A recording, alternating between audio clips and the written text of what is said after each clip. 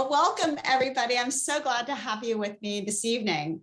My name is Ann Dolin, and I will be your host this evening, talking about stopping the summer slide without sacrificing summer fun. For the last 24 years, since 1998, my tutors, executive function coaches, and I have been helping kids to improve their grades in school, to feel more confident, and to love learning.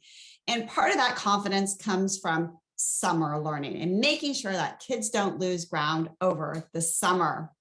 So tonight, I want to know, before we start, what grade is your child in? If you wouldn't mind going to the chat and just putting in the grade levels of your kids, that would be fantastic. So I want to know what grade your child is in. Oh, I forgot, not the chat, the poll. Thanks, Melissa, for popping that poll up. Melissa just activated a poll in front of you. So just put in your child's grade. Thank you so much. Let's see, who do we have tonight? We still have them coming in. Okay, great. Thank you, Melissa, for creating the poll. Okay, it looks like 53% of you have 6th through 8th graders. Interesting. So I thought we'd have more parents and younger kids. So that's awesome. You're concerned about your kids. You want to make sure that they're on track and ready for high school. And then followed by that, we have 3rd through 5th grade parents. And then some older parents of older kids, of high schoolers, and then younger kids, kindergarten to 2nd grade. Thank you all so much for sharing the grade levels of your kids. That helps me customize it as we go on tonight. All right, so why is this thing called the summer slide so important? Well, the reason is that kids will lose about 17 to 34% of their gains over the summer if they don't do anything. And that is not a good thing. It's not a good thing ever, because we never want our kids to lose ground over the summer and go back to school not feeling so confident and ready. But it's even more important now because research tells us that the pandemic has caused serious learning loss, that we know kids are about 3 months behind in language arts and 4 months behind in math. So if you couple that with about the 3 months that they can lose over the summer, that equates to 6 months of learning loss. And who wants that for their child? You don't, and that's why you're here. So tonight I have some pros to help us navigate through this summer. I've got Barb Cortez.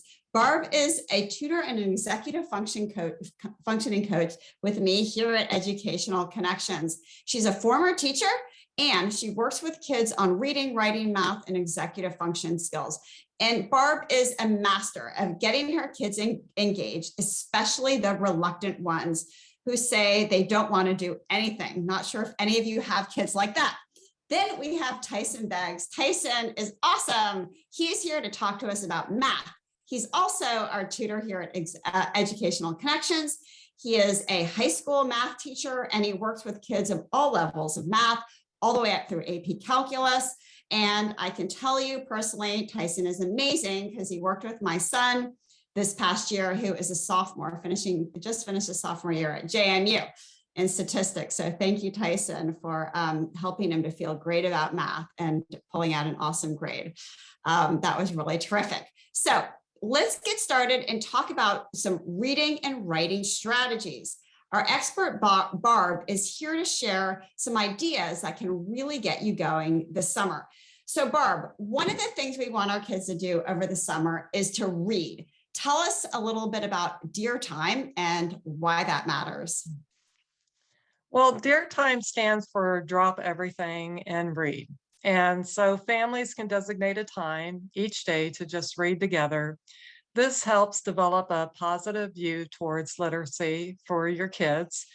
Family Dear Time can also build vocabulary, and it enables kids to read books at a deeper level as well. And also it builds comprehension for your kids. So parents ask me sometimes, well, how can I help build that vocabulary and comprehension with my kids? Well, after you get done reading your books, you can ask your child, what kind of words did you not understand when you were reading that were difficult maybe for you? Or what do you think will happen next in the story, for example? What was your favorite part in the story? If you were the character, what would you have done differently? If the character in the story lived next door, would you be friends with that character? Did the problem in the story get solved? So these kind of things are a way to develop more vocabulary and to develop comprehension skills as you read together with your kids. I love that, Barb. I especially love that question. Would you be friends with the character? Because I bet that really gets kids talking. Thank you for Yeah. that. When I was You're a teacher, welcome. I always had dear time in my classroom. And I loved it because it was time also, not just to practice reading, but to kind of relax. So sometimes pairing dear time with an evening ritual can be helpful. Okay, so talk to us about your next idea, which is summer reading bingo. How does this work? This is one of my favorites. Summer reading bingo is just a fun way to motivate kids to read during the summer. So rather than telling your child, hey, here's a book, go and read it for 20 to 30 minutes in your room, this is a different way to have them make reading fun. So you have a bingo card and it has different activities for reading each day. For example, you can have them pick one day to go read in the bathtub, one day to go read with a pet, one day to make a fort and read in the fort. That way it takes makes reading more fun, and the more eyes on the page during the summer is what you're trying to do here.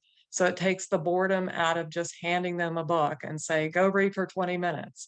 It's going to increase their reading time. I also think it would be a great idea, like if they can get 5 in a row, maybe plan a reward and say, hey, you get 5 in a row, we're playing movie night out or something like that. So an additional motivation for the kids would be great. That's awesome, Barb. And thinking about, we had a lot of parents who said they have high schoolers. Yes. How do you engage high schoolers that maybe are a little bit past reading bingo, but you still don't want it to feel laborious to them? Well, I think that with high school students, I don't think they're too old for some of these activities, actually. They can participate in fun activities too.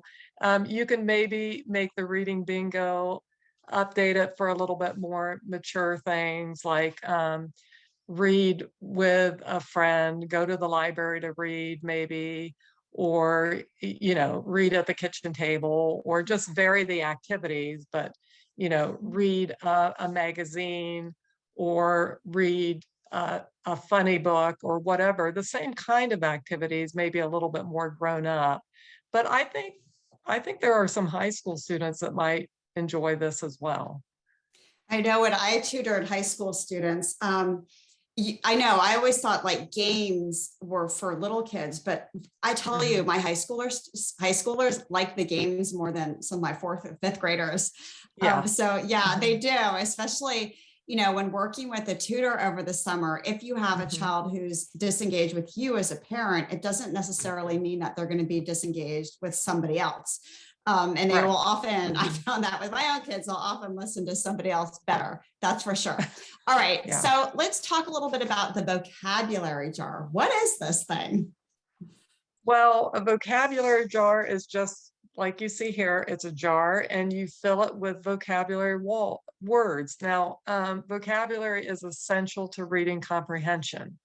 And so if you just take a jar and fill it with words that are a bit challenging for your child. For example, you could do summer vocabulary to make it fun. And think of some summer words such as quench or scorch, for example. So your child would go to the jar and pick that word out for that particular day, let's say. And during that day, during the course of the day, you would use the word in different contexts or ways. For example, he drinks to quench his thirst, or we need more water to quench the fire. They quench the rebellion. For a high school student, I could use this for a high school student too. Yeah, I wonder if you could use this like at dinner time for a high school student. That sounds like something that would get kids talking. Absolutely. I tutored a high school student once, and he's now in the Marines. But one of the things he wanted to do was build his vocabulary. And we would take a word every time I went, we would take one word and just use it in different sentences and make opposites of that word, make words that meant the same as that word. And Great. so he really enjoyed that. High school students like games too. So I think you're right, Barb. yeah. Thank you for that. Mhm. All right. So what about writing? Talk to us a little bit about journaling and why it's important to get kids writing over the summer. Well, it's important because writing and reading are connected. You can't really separate the two. And so the more kids write, the better it is for their comprehension as well. But journaling is just a really creative way to get kids to write their memories and adventures over the summer. By writing in a journal, they're practicing sequencing, main idea, supporting details, and they don't even know they're doing it, which is really fun. Kids can make a journal on their own, and you can write some writing prompts in it, or there's places where you can purchase the journals with the writing prompts already included. Whatever way you do it, a summer journal is great. It's good for elementary, middle, and even high school. Journals can be something kids keep all the way into adulthood and look back and read it. And it's really fun to look back 20 years ago what you wrote, and it brings back memories, and it's really great to read. So you can remind them that, hey, you can read this when you one day are with your own kids or whatever. It's really fun to do. Awesome. Thank you, Barb. Mhm. You also mentioned a trading card creator. Why is this fun for Uh, kids over the summer? well, again, we're heading into the zone of kids that may not want to write at all. And if you have a kid that really likes trading cards, this is a way to get them to write without them kind of not realizing they're writing a lot, because this particular site, you have to write a lot, but it's fun writing. So they create their own character, or they can take a character out of history. Um, I had a kid that we did his bird the other day. so so he really enjoyed that. And so you can it even has a little spot where you can download a picture of the person or the pet or whatever you want to do and create a trading card. Those are fun things to do, especially in a tutoring Yeah. situation. I love that idea. Yes. Mm-hmm. And then, I had a lot of pen pals growing up. How is it different now? Do kids still have pen pals? They sure do. And I found a great site that you can have kids connect to a variety of different pen pals, depending on who they want to write to. So for kids who have a favorite author, astronaut, or even if they would like to just connect to an older person and write to them, there are all kinds of different options on this site. So it's just another great way to encourage summer writing and practice, and maybe even have them do something good. And so I really, really like this idea too, to encourage writing. Awesome, Barb. What do you do if you have a reluctant writer? You have somebody who just doesn't really want to write at all. Whoops, Yeah. sorry about that. Okay, So you have I've somebody had, who, they just, yeah. especially coming from a parent, they don't want to listen to the parent. How have you Mhm. found as a tutor overcoming this barrier, getting kids Yeah, on the yeah, page? I've had students like this. I actually had a student it was really hard for him. He didn't want to write anything. And so, I got the idea of, I downloaded some Mad Libs. And so it was overwhelming for him to write. So I thought, well, let's start small and work larger. And he started with some words in the Mad Libs. And once he felt comfortable with those, we moved up to writing funny sentences. So I would write a funny sentences like one day my dog tripped on a chicken in the road, and the chicken said, and then he would respond with something. And then I would write the next sentence, and then he would write something back. And after he did that for a while, we moved on to a topic he really liked, which was Minecraft. And he knew a lot about Minecraft. He had a lot of background knowledge.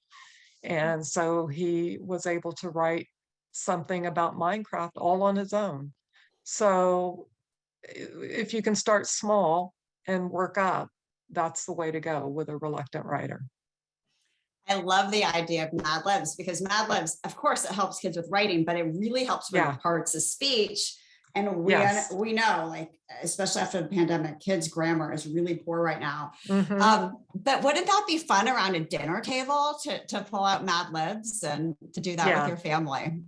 Yeah, they're fun too. I hadn't thought of them until that particular student. And when I started doing them, I thought, well, these are actually pretty fun. They have all types too on every subject now. So it's amazing. That's awesome. Good old Mad Libs. Thank you so much for sharing that, Barb. I love that. I love these ideas. Let's shift gears to math. And Tyson, I'm so glad you're with us today to talk about math. Why is it important for kids to keep up their math skills over the summer? Oh yeah, so I'm glad to be here. Barb, awesome job. Like, I'm going to use that stuff with my kids. So great job. Thank you for that.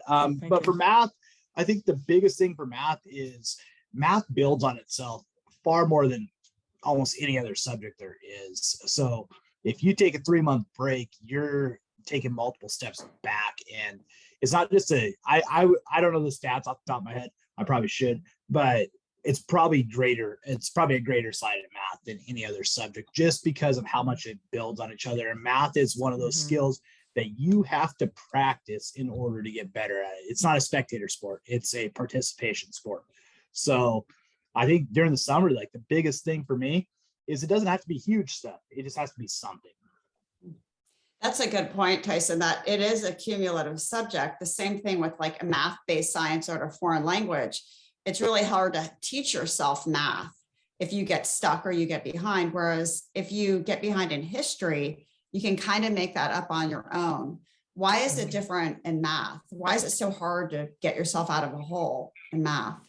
I think, like, I deal with kids all the time who don't have what we call number sense. And what number sense is just understanding, like you'll see in the picture on the slide, like the square root of 64 is 8.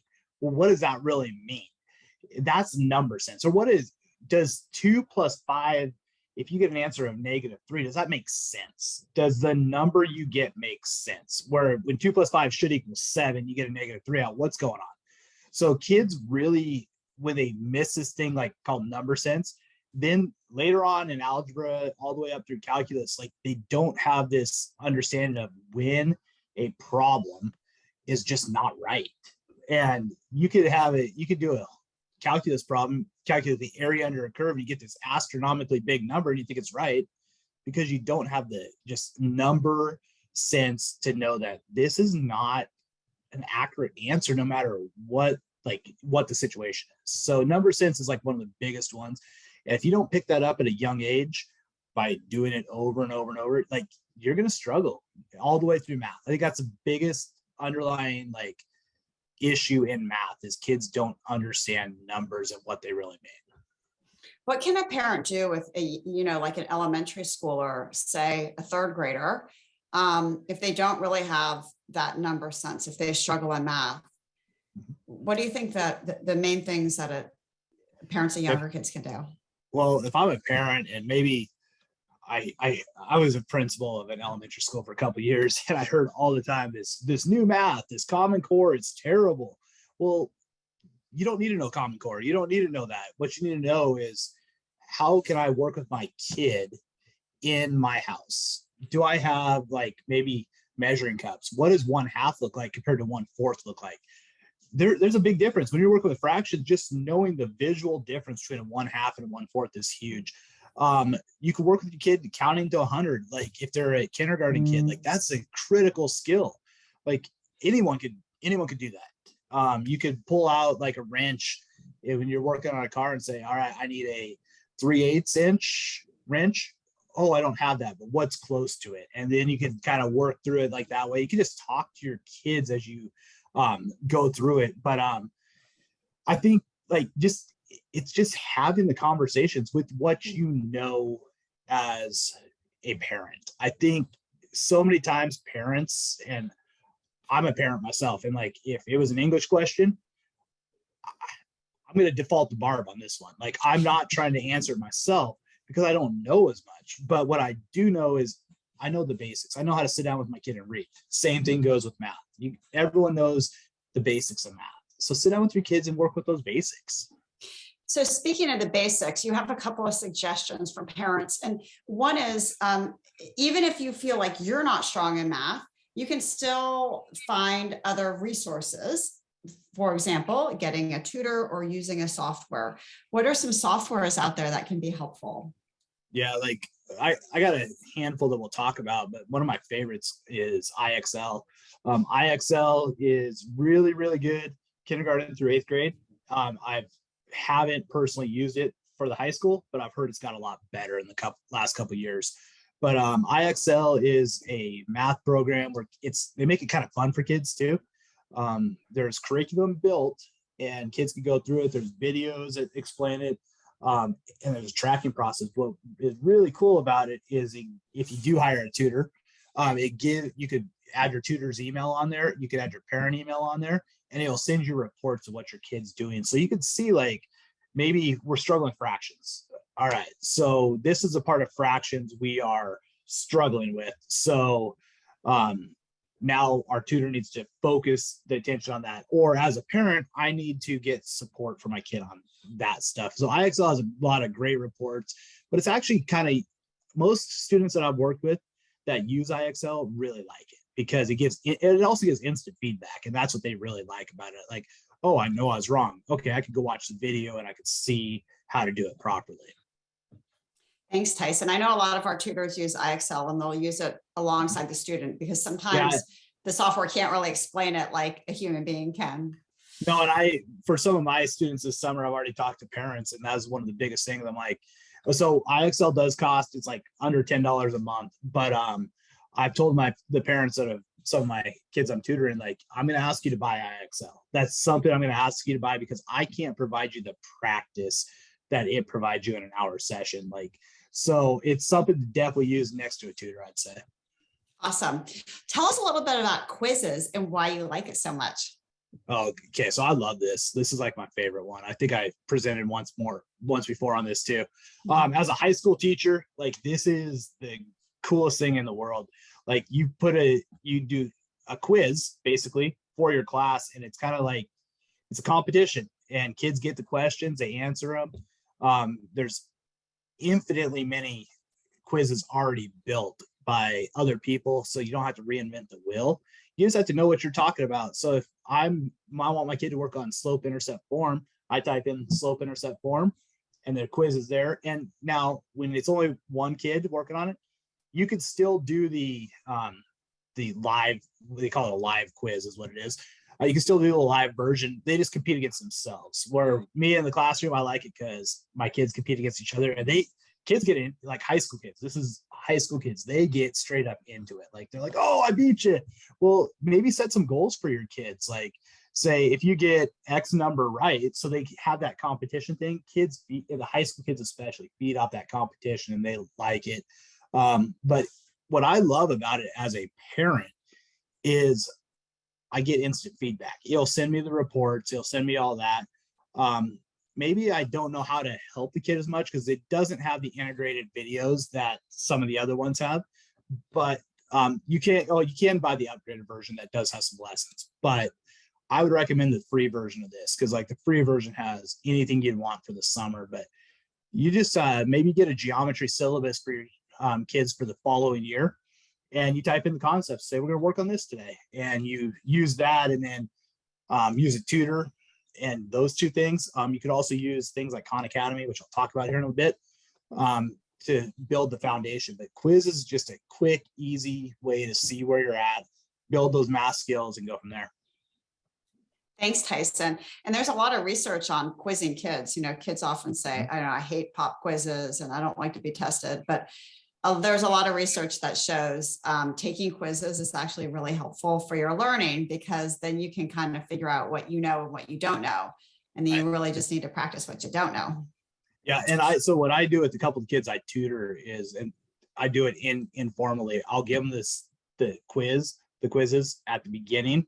I'll give them the same one towards the end of like the unit we're working on, just to see their growth. But I'll show them at the end. I'll be like, hey, I did this. And they're like, what? And I'm like, you went from 5 right out of 10 to now you're at 9 right out of 10. So you've made growth, and it helps with their confidence too. That's an awesome idea. I love that. All right. So Prodigy, tell us a little bit about this software.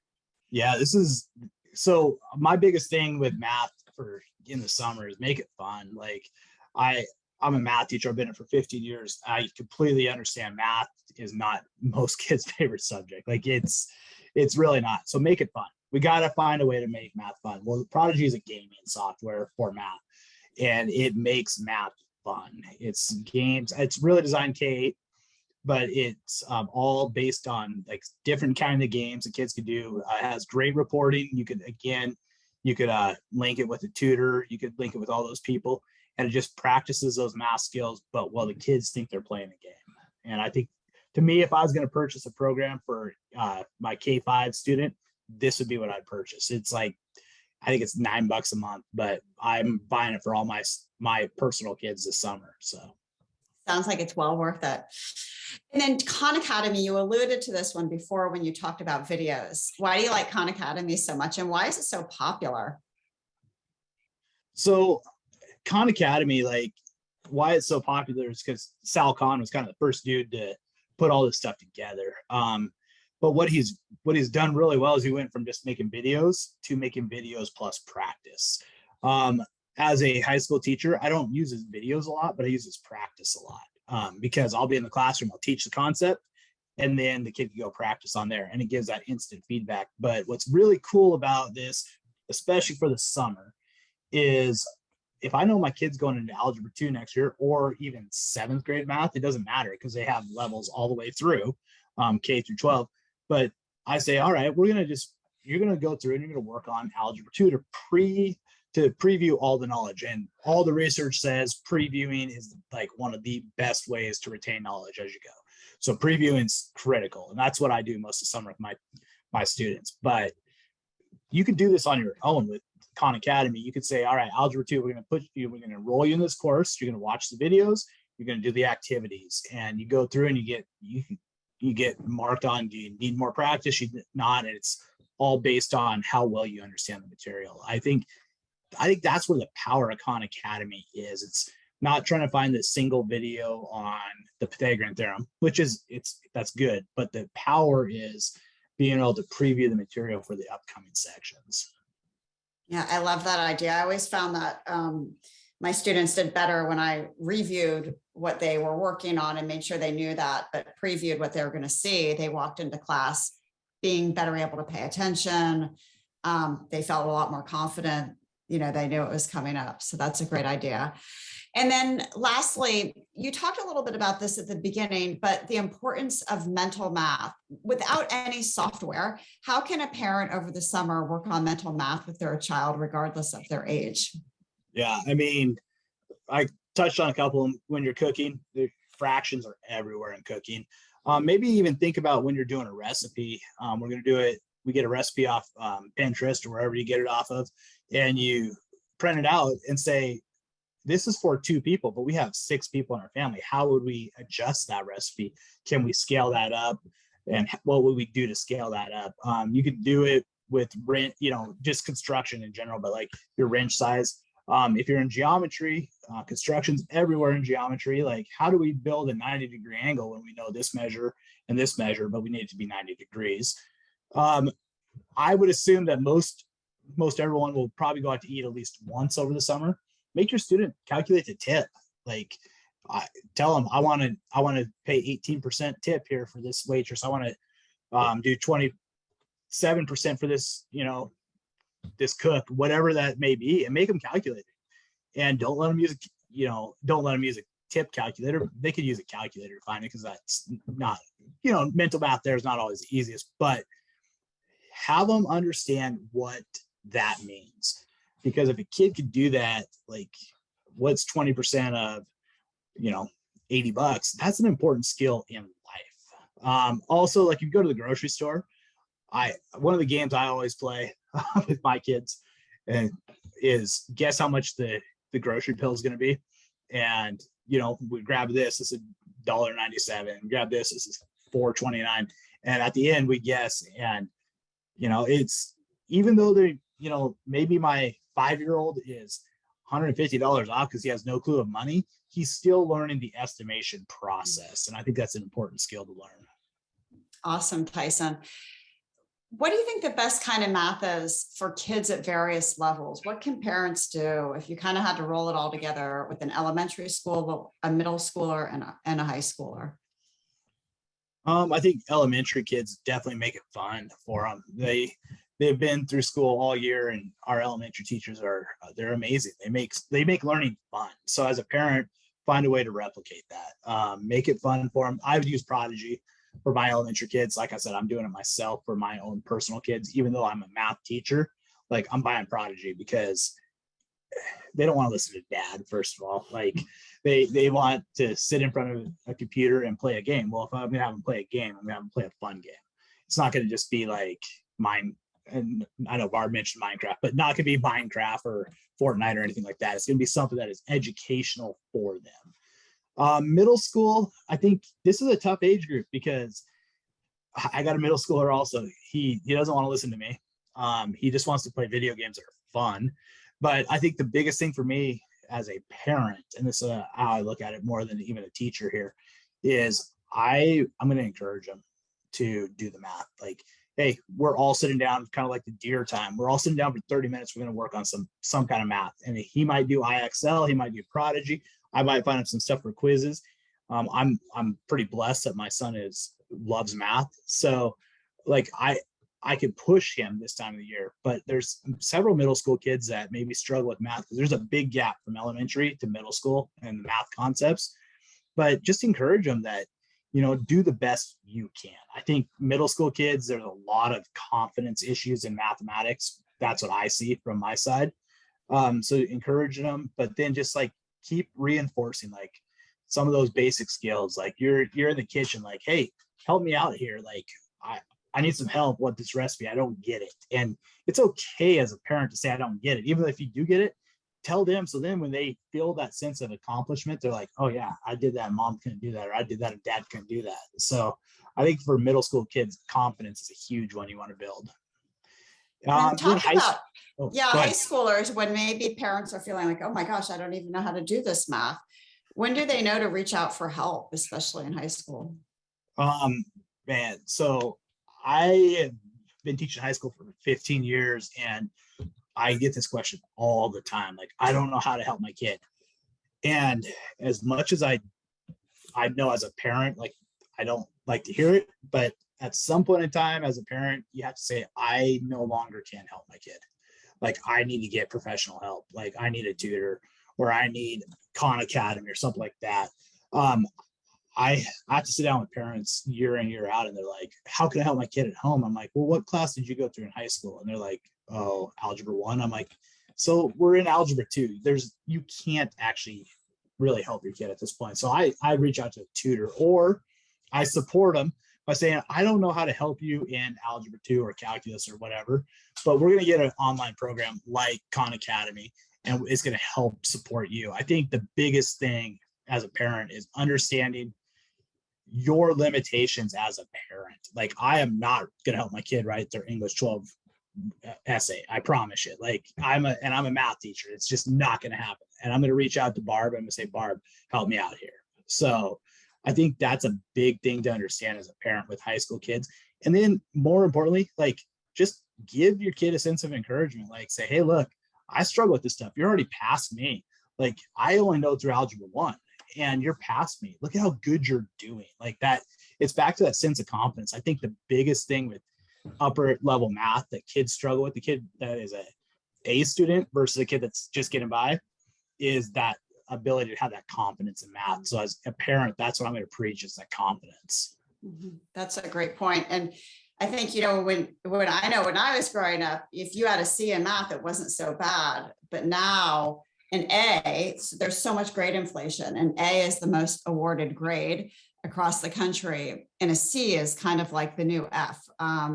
Kids that have C's in math, they really do not have mastery of the subject. And so if you have a child who's really struggling, even with a passing grade, it's still a sign that they may need more help. So if that's how you're feeling, you want your child to have more confidence and you're not quite sure how to help them, whether it be math or language arts, we're here for you and we can help. And over the summer, we're offering what Tyson mentioned, kind of like that review preview model in math, to review the main concepts in the prior year and to preview what kids are going to be seeing coming up. So they go back to school feeling really confident. And then we also work with kids in as small as 8 hours. And we work with them on the skills that they need to fill in gaps, especially those COVID learning gaps in reading and writing over the summer, so they can go back to school feeling super prepared. So if we can help your child at all, you can pick up your phone, open up the camera, hold the camera up to this QR code and scan it. And it will show you all of our summer offerings. And then you can make an appointment if you'd like, a phone call with one of our program managers. And one of us in the office will help you and talk about what we offer or give you suggestions on ways that you can help your child. So here's how you schedule your 20-minute consult. You can use this QR code, but it's also on our website. And I want to thank Barb and Tyson for being so wonderful and helping us out today with all of their ideas. So thank you both so much. I would love to go to question and answers. And also I'll leave my contact information here if I can help you at all. My email is ann@ectutoring. Our website is ectutoring.com and our phone number is here. So let's go to Q&A and hear what questions that you have. Let's see. Somebody said, can we get a copy of the slides? And we're going to send a recording to you so that you all also get it. And if you missed one of the links, they're in the chat. And thank you so much for Melissa for putting those in there. How about catching up on math sense for older high school kids? What do you do? So this parent is asking, what do you do if you have an older student who never really acquired math sense? Is it too late? Tyson, what do you do with those kids in the older grades? Yeah, no, it's definitely not too late. It is a challenge. I'm not gonna lie. If they're missed the number sense at a younger age, like we have to integrate it in. So like when I had a student that started this year with me who was terrified of math, like he was absolutely like petrified of it. So we broke down to the basics of it, and we went through and I'd ask him every single time we got an answer to the question, does your answer make sense? And he looked at me at first like, I don't know, it's just, they're two numbers. And so just asking that simple question, does your answer make sense? Where it went from is I think we started in January. By February, he got a little more confidence. Like, oh yeah, my number makes sense because, and he could explain to me why it makes sense. You might be doing area of a triangle and your side length is 10 and your other side length, your base is 10, your height is 8. And he gets an answer 960. Like, does that make sense? And then make him explain it.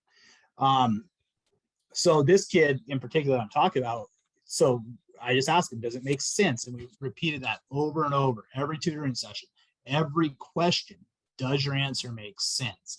And then I went to, does your answer make sense and why? And then, so we built on it. And now like in May, this is only 5 months later, the kid leads our tutor sessions. I am now just like, I just sit back and I praise him. Like, you've come so far. You've got this. Like, you're perfect. And every once in a while I have to correct a little error here or there. This kid was terrified of math. He was sitting at a D-, and he was disappointed because he got an 89% for his final grade and he wanted a 90%.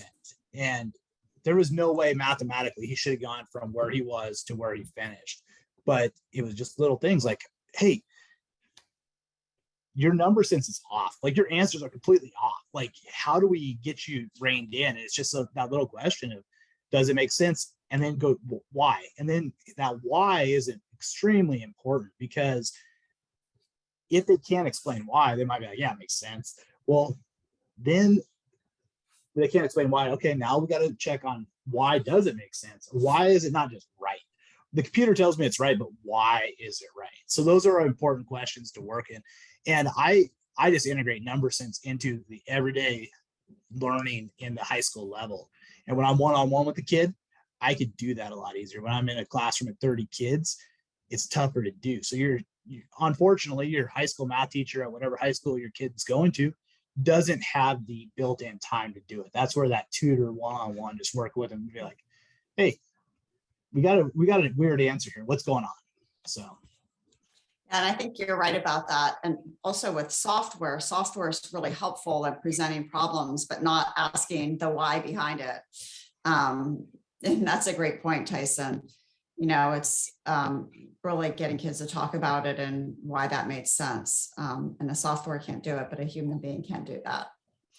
Another parent asked about a first grader. What's a fair amount of time for a first grader to be practicing math over the summer? Should it be daily? What does that look like for a younger student? For math, I probably would never make my first grader in summer sit down for more than 20 minutes. I have a first grader and her attention span is like that.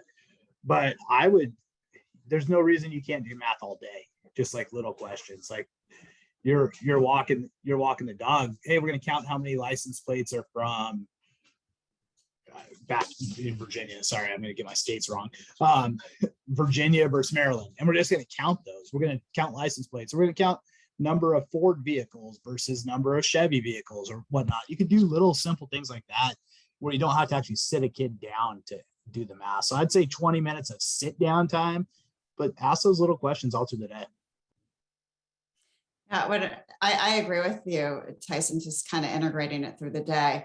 And if that's hard for you, you can get math workbooks. There's nothing wrong with a good old-fashioned practice where kids actually hold a pencil in their hands and they work from a workbook. And if you don't feel like you want to be so involved, but you still want your kids to do work, you can get a workbook that it works more on automaticity. So maybe it's practicing multiplication facts or division or addition or subtraction. And it's not hard, it's more practice. So for that reason, working on just a couple of skills in a short period of time, like 10 minutes daily, Monday through Friday, to set up a routine is helpful. What I might not recommend if you have a struggling learner is to purchase a bridge workbook. They're very popular in the summer, like, oh, this bridge workbook, everything you have to know to go from 5th grade to 6th grade. The problem with those is it takes curriculum from across the country. So many times kids haven't seen all of that material and they ask questions in many different ways. And it's really, really frustrating for kids. And that creates a lot of conflict and drama. And you don't want that. Like, you want summer to be kind of fun and easy and feel good and help your child to be confident. And if they dread doing it, it's kind of backfired. So I would say something that practices more to automaticity, or having somebody else work with your child who can make it really fun is the key. All right, let's see. Any other questions that we can answer? Hey, Ann, can I tell you? I was reading some of the questions here, and it kind of related to the first question you asked me, but it says, how do we catch up number sense in older kids, high school kids? And a couple people mentioned that. Like, you don't have to go back to elementary school to do it. Okay. I know I talked about that. Like, it's the foundations from elementary school, but you could do it within the high school curriculum. And I think that's super important, because you don't want your student who's already struggling to now feel like they're struggling more because, hey, we're going to go to 3rd grade fractions here. Like, you don't want that. How do we do it? We integrate fractions into the work. We integrate, if we're doing systems of equation, we put fractions in there, and it might be tough, but it helps them with that number sense. And we talk about it. What does 1/2 X mean versus 2x. What does it mean? And just talk about that. But I definitely strongly suggest don't go in from like, you're in algebra 2, now we're going to go back to fractions. Like, don't make that kind of jump, because they're already struggling. And if you do struggle with that, knowing that how to do that, like, reach out. I'm even glad to just sit down with a parent and talk to a parent just one-on-one, like, here's what I would do for your kid. Yeah, that's super helpful, Tyson. I agree. It's kind of, it's really upsetting for kids to go back that far. And I know there are different programs that do that. And they say, well, you can't do algebra 2 unless you've mastered adding and subtracting fractions, but going all the way back, I haven't found that to be beneficial. It's just more frustrating for kids. So thank you for pointing that out. All right, so I think we got everything in the questions. Thank you, everybody, for putting your questions out there to us. Again, a huge thanks to Barb and to Tyson for being my guest today. I hope that you as a parent has found some new ways to help your kids over the summer in language arts and math. It was a pleasure to be with you this evening. I hope you all have a great evening and a wonderful summer. Thank you so much and take care. Bye-bye.